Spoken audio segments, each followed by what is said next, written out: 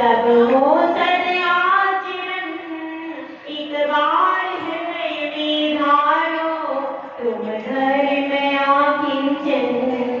शांति का है जो खजाना, शांति का है जो खजाना, समता का शाश्वत धन, एक बार हृदय में धारो, तुम धर्म अकिंचन। उस परम अकिंचन धर्म को धारण करने वाले तीर्थंकरों के चरणों में नमस्कार करेंगे। तो दोनों हाथों को ऊपर उठा दीजिए कि हे प्रभु, आप सिद्ध शिला पर विराजमान हो। दोनों हाथ उठा करके पुकारिए कि प्रभु हमारे हाथ पकड़ करके हमको भी बुला लो। तो जिसको जाना है वो अपने दोनों हाथ उठा लेना। जय बोलो 1008 श्री देवा वाले आदिनाथ भगवान की जय बोलो भूल नायक श्री देवीनाथ भगवान की परम पूज्य श्री आदि सागर जी महाराज की परम पूज्य श्री महावीर कीर्ति महाराज की परम पूज्य श्री विमल सागर महाराज की परम पूज्य श्री तपस्वी समर्थ सन्नति सागर महाराज की परम पूज्य गुरु सुंदर सागर महाराज की ऐसा में विश्व धर्म की उत्तम आकिंचन्य धर्म की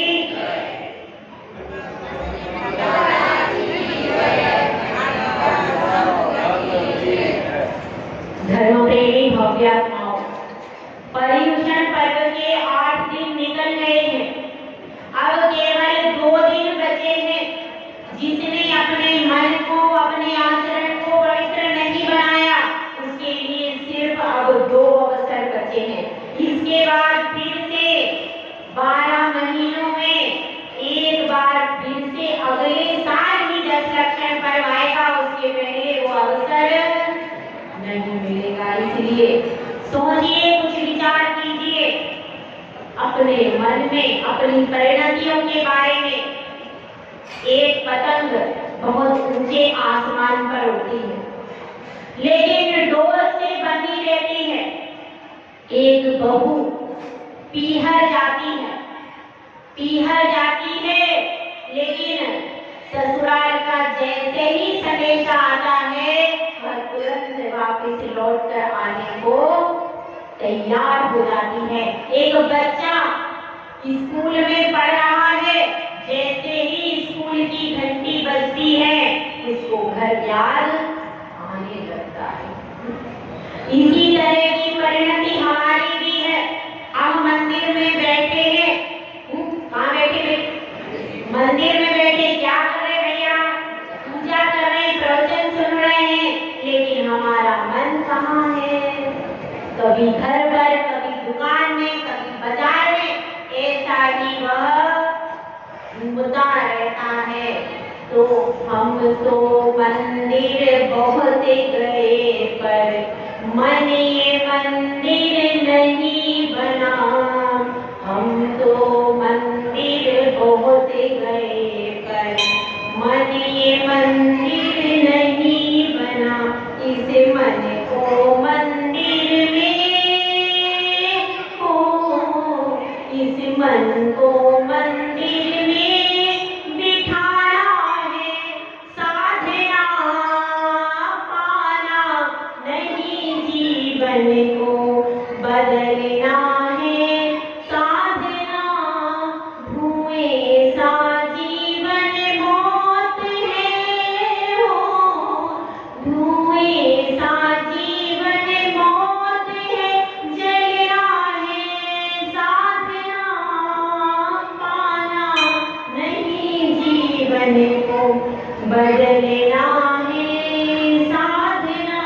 साधना वह हुआ करती है कि जिसमें पूरा जीवन बदल जाया करता है।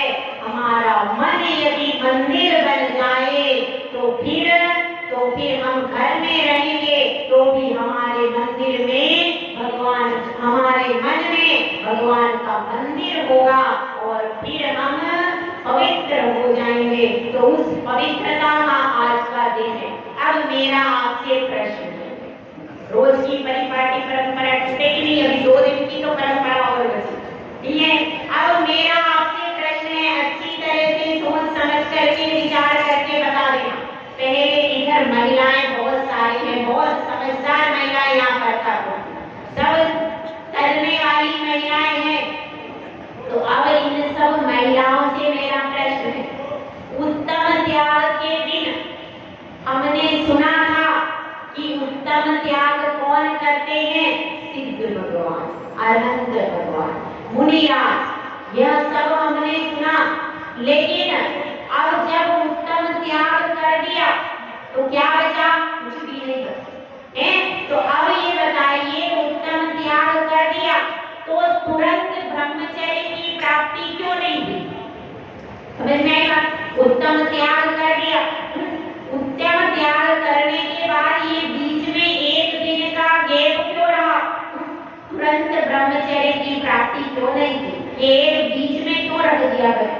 हाँ बताइए सर, पहले बताएंगे। बताओ आप लोग कितने सालों से 10 लक्षण पर्व मना रहे? बताइए, बताओ। समझदार महिलाएं, महिलाएं शास्त्र भी पढ़ती है, किसका नाम बोलूं? बताओ। हाँ कुछ भी बताओ, ऐसा कोई जरूरी नहीं कि सही आंसर होना चाहिए, लेकिन आपके मन की बात बाहर आना बहुत जरूरी है। ठीक है, बोलो, कोशिश करो, कोशिश ही करें, हम भी कोशिश ही करें, हमको भी कुछ आता नहीं है, लेकिन हम भी कोशिश करके आपके पास बैठते।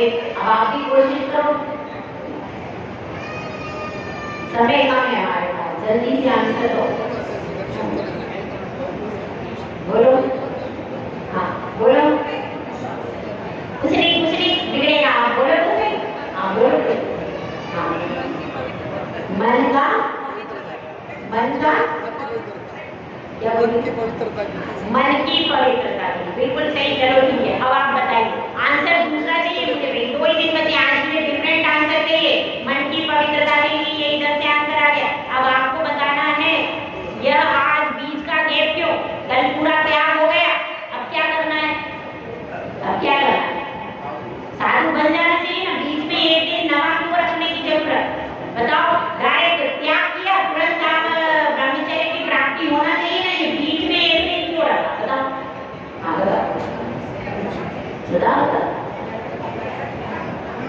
बताओ, इतने सालों से आप क्या दीदी और दीदी उसमें भी जाएंगे आप लोग अलग। जब आप व्रत लेकर के संघ में आ जाओगे तब आप उस श्रेणी में आ गए, अभी आप वो संघ का सदस्य है, उनसे नहीं पूछा गया। ठीक है, हाँ बताओ कोई आंसर इधर से, जल्दी आंसर देंगे। हाँ बताओ, क्या बता रहे हैं? हमारे पास जो बचता है तब तक कोई क्या हमारे पास जो बचता है तब तक आगे काम नहीं? तो आंसर सही नहीं। आप लोग बता दो भाई, सब दीक्षा लेने वाले प्रबुद्ध क्या बता रहे? वो नहीं, अच्छा हाँ बता रहे। त्याग करने के बाद भी मन में भ्रम नहीं रह जाए। बहुत अच्छा आंसर, बैठ गए, बहुत अच्छा आंसर। त्याग करने के बाद भी विकल्प समाप्त नहीं होते, इसलिए उन विकल्पों की शांति के लिए एक दिन आकिंचन्य का रखा गया। देखिए वह आकिंचन्य है, मैंने आपको बताया था पतंग ऊंची आसमान में उड़ी, डोरी तो पतंग उड़ाने वाले के हाथ में है, ठीक है। और इसी तरह से बालक स्कूल में है, लेकिन उसका अभी पतंग कहाँ है? आसमान में, लेकिन उसकी डोर कहाँ है? घर के अंदर। ठीक है, इसी तरह की परिणति हमारी है कि हम रहते तो मंदिर में हैं, लेकिन मन में घर के विकल्प समाप्त नहीं होते। पतंग आसमान में है, नीचे नहीं है, लेकिन फिर भी वह डोरी से बंधी हुई है। इसी प्रकार से उस पतंग की डोरी तो दिख रही है, लेकिन हमारी डोरी दुनिया को नहीं दिख, फिर भी डोरी है ना, डोरी है। वह डोरी पतंग की डोरी दिखती है, हमारी डोरी दिखती नहीं है।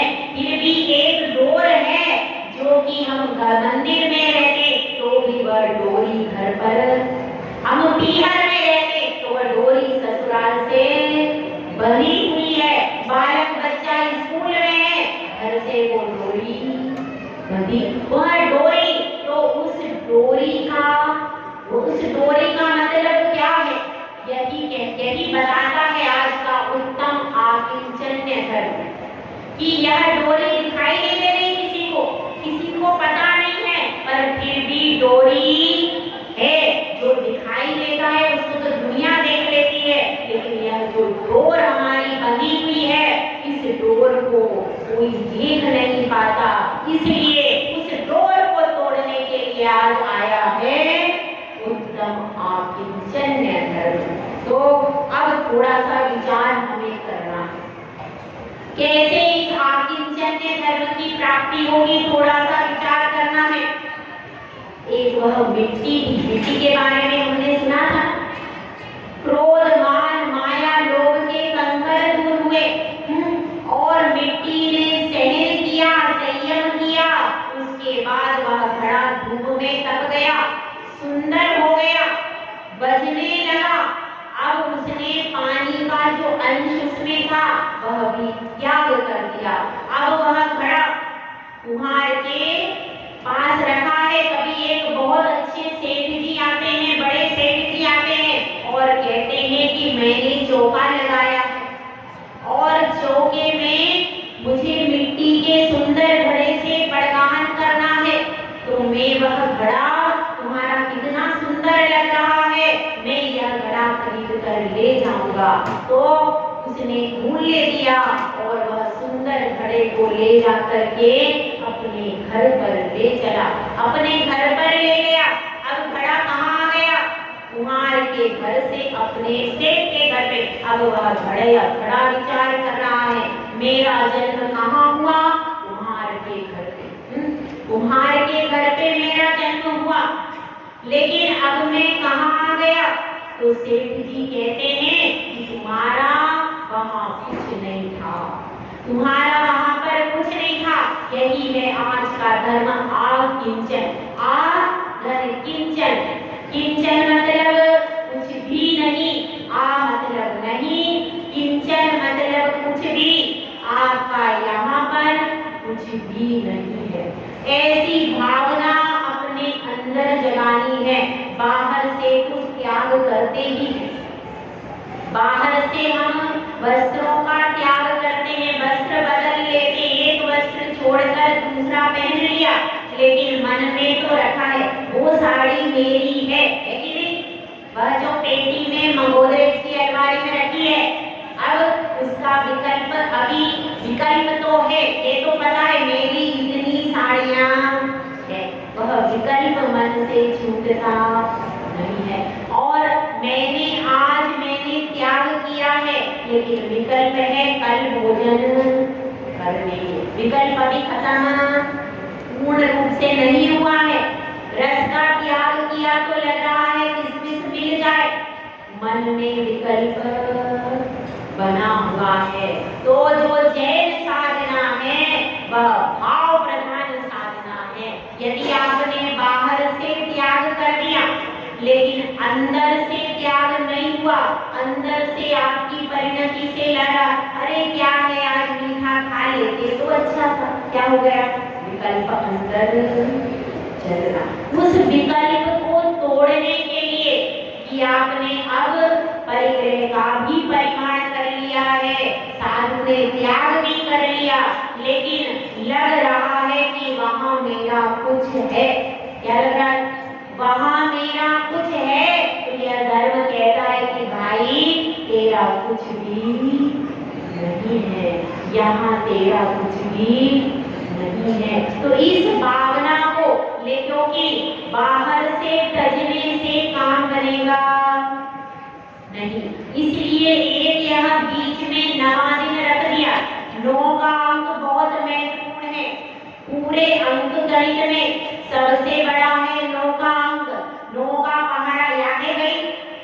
9 के पहाड़े में आप जोड़ते जाइए, सबका टोटल 9 ही आता है। किसी ने टोटल करके देखा? आज जाकर देख लेगा।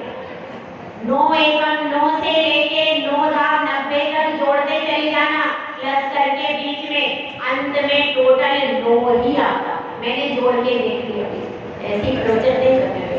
तो 9 ही आता है अंत में, तो इसका मतलब क्या है? संसार में सबसे बड़ा अंक क्या है? 9। उससे बड़ा और कोई अंक नहीं। जब भी और कोई बड़ा अंक आएगा तो उसको दूसरे अंक की सहायता लेनी पड़ेगी, और फिर भी आप टोटल करते जाएंगे आपस में, तो इससे बड़ा अंक और कोई दूसरा नहीं है। तो यह 9 का अंक हमें सिखाता है कि बस अब केवल संसार की सारी परिणतियों को छोड़ देना है। तन से आपने कल छोड़ा था, मन से आज छोड़ देना। इसके बिना आप उस 10वें ब्रह्मचर्य की परिणति तक पहुंच नहीं सकते। तो मन से भी विकल्प छोड़ दो। जब मन परमात्मा में लीन होता है तब वो चमत्कार हुआ करते हैं, जो कि मानतुंग स्वामी ने 48 ताले तोड़ दी। आप भी रोज भक्तामृत पढ़ते, कभी आधा ताला भी टूटा? क्यों हुआ ऐसा? उनके मन में भी परमात्मा था और तन में भी परमात्मा था। तो मन और तन का एकीकरण होता है, तब जाकर कहीं ब्रह्मचर्य अवतरित होता है। तो हमको आज आकिंचन्य धर्म के समय पर यही विचार करना है, अपनी परिणति को जान करके कि मेरा कुछ भी यहाँ पर नहीं और कहीं पर भी नहीं है।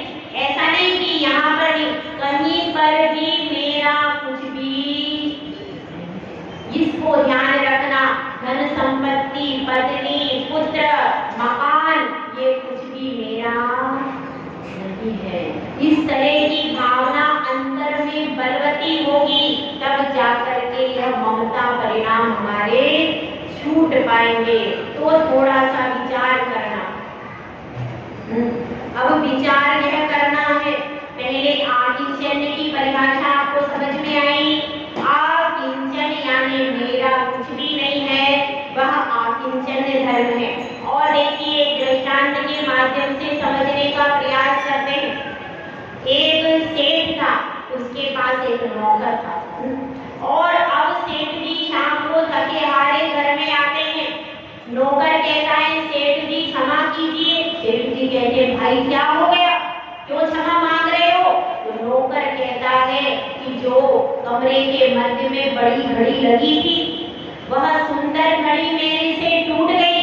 ओ सेठ जी को तो बड़ा दुख हुआ, इतनी बढ़िया घड़ी थी, इतनी महंगी थी, इतनी पुरानी थी, और वह टूट गई। सेठ जी बड़े परेशान, रात भर सेठ जी सो नहीं पाए, अब बड़े परेशान। अब क्या हुआ? अब उनको सुबह एक युक्ति सूझी। दूसरे दिन शाम का समय आया, उन्होंने नौकर से कहा, भैया इधर आओ। नौकर आया। क्या पता क्या बात है, जब भी मैं तुम्हारे लिए कुछ अच्छा सोचता हूँ, कुछ गलती हो जाती है और तुमसे ही हो जाती है। तो नौकर बोला कि सेठ जी मुझे कुछ समझ में नहीं आया, आप क्या कह रहे? अरे वो घड़ी तुमसे टूट गई, मैंने तो कल ही सोच लिया था कि तुम बहुत अच्छे हो, तुम बहुत सेवा भावी हो, तुमको वह घड़ी दे दूंगा, लेकिन क्या करे वह तो। अब क्या हुआ? अब सेठ जी आराम से सो गए, लेकिन सेवक के आंखों में, अरे वो घड़ी क्यों टूट गई? यदि वो घड़ी नहीं टूटती तो अभी घड़ी किसी के पास नहीं है, ना तो सेठ जी उस घड़ी का उपयोग कर सकते हैं और ना नौकर उपयोग कर सकता है। दोनों कर सकते क्या? नौकर के पास घड़ी है नहीं, फिर भी विकल्प, तो उस विकल्प ऐसे ही हम न जाने कितने कितने विकल्प अपने मन में रखे रहते हैं और दुखी होते रहते हैं। अब बेटा कहाँ पढ़ रहा है? किसी का कोटा, किसी का रशिया, किसी का चाइना है। अब विकल्प, उसने खाया भी नहीं, उसने पिया भी नहीं है। कितने विकल्प माताओं को रहते हैं, बहुत विकल्प, चिंता करती, अरे रोती रहती है माताएं। अब बेटा कहाँ है? रशिया में, चाइना में, अमेरिका में, इधर उधर कोटा उदयपुर, लेकिन माँ क्या कर रही है? विकल्प कर कर करके बीमार हो जाती है। क्या है? अब आपके रोने से वो वापिस आएगा क्या? अभी आपको पता है कि 4 साल बाद ही बेटा बेटी आएंगे, लेकिन विकल्प अभी से कर करके अपना स्वास्थ्य पूरा खराब कर, ये क्या है? ये अच्छा है?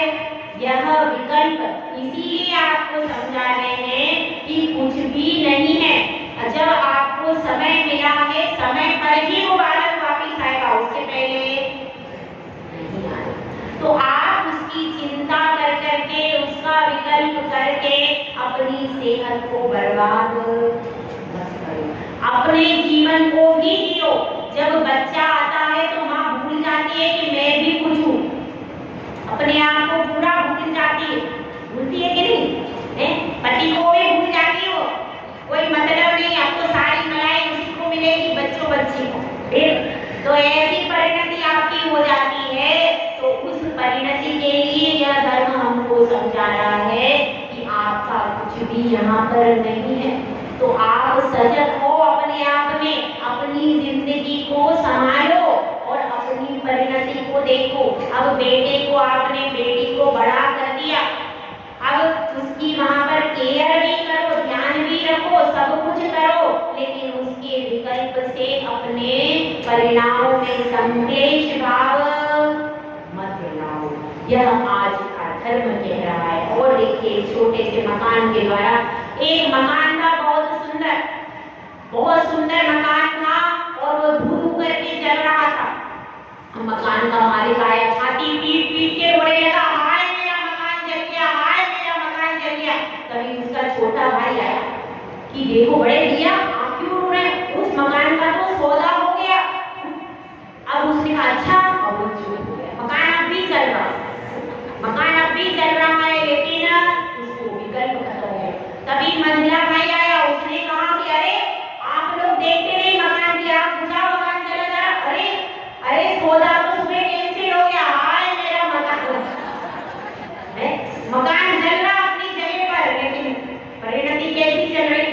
तो ऐसी परिणति हमारी चल रही, पास में कुछ भी नहीं, गांठ में कुछ भी नहीं, फिर भी चिंता में पूरा जीवन चिता बना लेते। चिता तो एक बार जलती, वो चिंता रोज जलती। हम प्रति समय कितने विकल्प मन में ले करके अंदर कलुषित होते रहते हैं, जलते रहते हैं। तो उन सब के लिए हमारे मन में शांति होना चाहिए। कभी हकीम जी था, वह हकीम जी ऐसा था कि नदी के किनारे पड़ा। अब क्या हुआ, एक दिन राजा जी का डेरा आ गया, उन्होंने तंबू तान दिए, और हकीम जी, अरे मेरे लिए प्रभु की कृपा, मेरे लिए पूरा नगर बच गया। ओ बड़ा प्रसन्न हकीम जी। अब सुबह हुआ, तंबू उठाए और लेके जाने लगे थे। हकीम जी ने कहा, अरे कहाँ जाते हो? प्रभु ने मुझे यह नगर दिया था। तो वह कहता है, सही, अरे तू कौन, कहाँ से आया? हम अपनी इच्छा से आए, अपनी इच्छा से जाके। अब हकीम जी दुखी हो गया, अरे वो नगर चला गया, उसका था क्या? बस ऐसा ही हमारा भी हाल है। यह डेरा 4 दिन का है भाई, ज्यादा समय का नहीं है। उस डेरे में हम भी बैठे हैं और सोचते, यह मेरा, वह मेरा, यह मेरा, तरह की बातें सोच करके दुखी होते रहते हैं। और इसी दुख से प्रति समय चिंता को अपने सिर पर लादे रहते हैं। चाह गई चिंता गई, मनुआ बेपरवाह, जिनको कछु न चाहिए वे शाहन के शाह। चाह गई कोई बात नहीं, लेकिन चिंता भी जाना चाहिए। इच्छाएं आपकी कम हो गई, लेकिन इच्छाएं कम होने के बाद भी चिंता बढ़ना चाहिए। तो उस चिंता को घटाने के लिए आज का यह दिन है कि आप अपने आप स्वरूप का विचार करो कि मेरा कुछ भी नहीं है। एक राजा भोज से, वह अपने शयन कक्ष में लेटे हुए विचार कर रहे हैं कि देखो मैं कितना सौभाग्यशाली हूँ, मेरे पास बहुत सारा बड़ा खजाना है, सुंदर युवतियां मेरी रानियां हैं, और क्या है, और मेरे पास बहुत सुंदर हाथी है, बलशाली घोड़े हैं,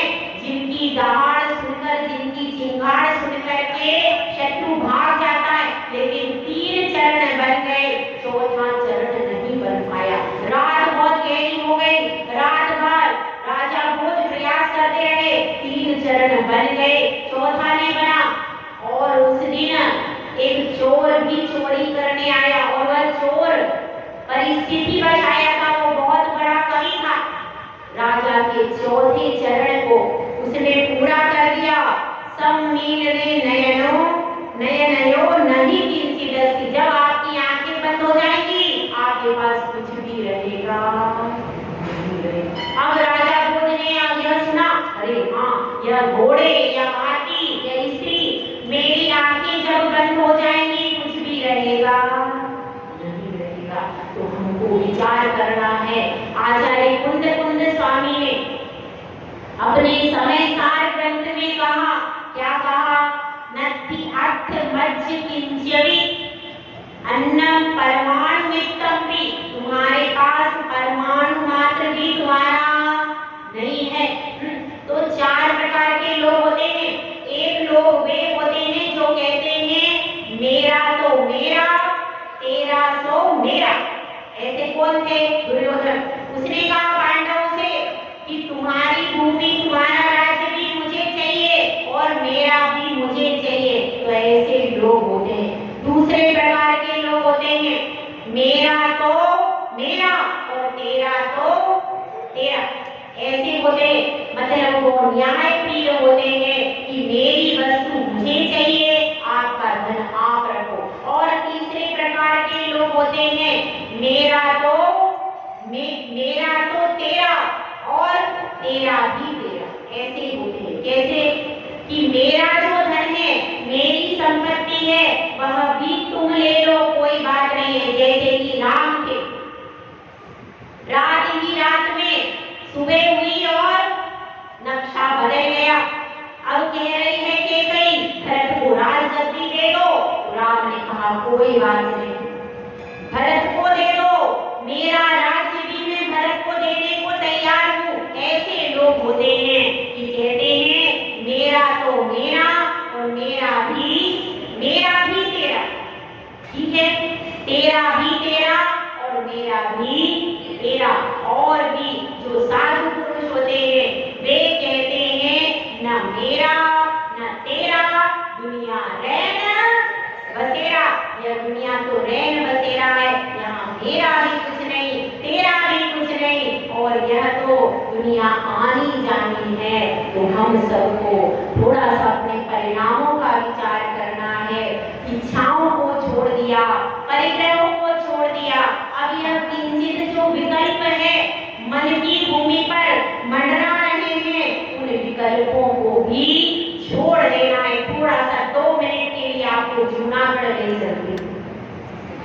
जूनागढ़ ले चलती हूँ। देखिए बस थोड़ी सी देर के लिए, 2 मिनट के लिए आप सब जूनागढ़ चलिए।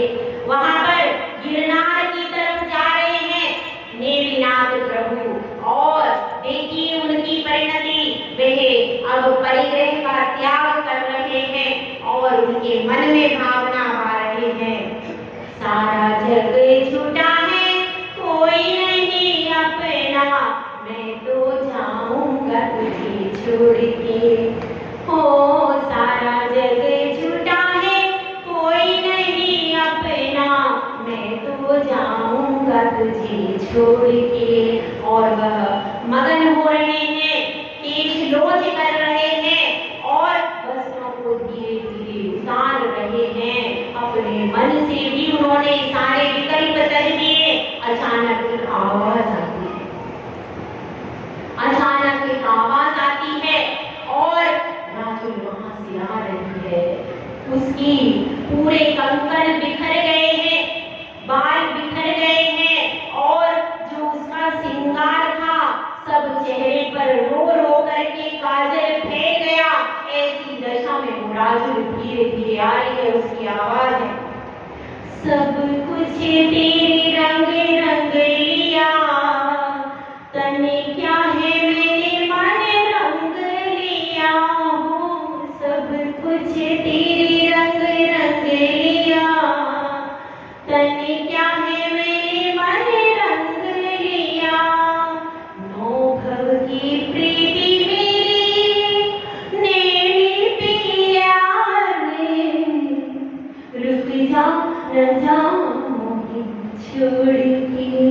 हो नौ भव की प्रीति मेरी नैनी पिया रे, रुक जा न जाऊंगी छोड़ के। राजुल आ रही है और आकर के उसके चरणों में गिर जाती है, कहती है कि हे मेरी प्रिया, आप कहाँ जा रहे हो?